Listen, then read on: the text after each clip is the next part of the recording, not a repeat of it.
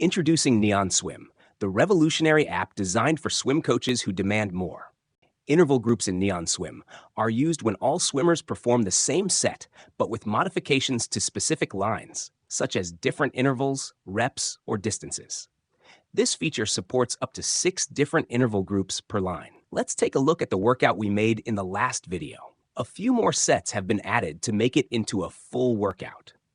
The main set has a 100 freestyle interval of 1 minute 20 seconds, which is too difficult for some swimmers in the group. We are going to use the interval groups feature to adjust this portion of the workout for some of our swimmers.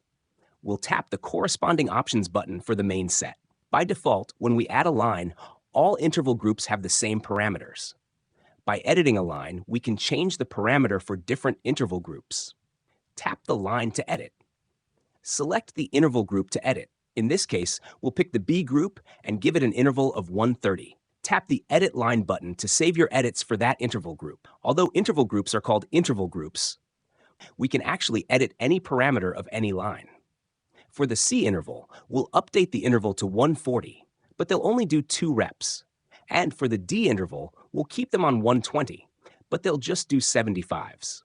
Now that we are done with our edits, we'll tap the Done button in the top right to save our changes. Let's see how this looks on the workout PDF. By default, it only shows the A interval group. But using the segment selector on the bottom, you can pick which interval groups to display on the workout PDF. This means you could give athletes a workout sheet that only has their intervals on it to reduce confusion, but print a master copy for the coach that has every interval.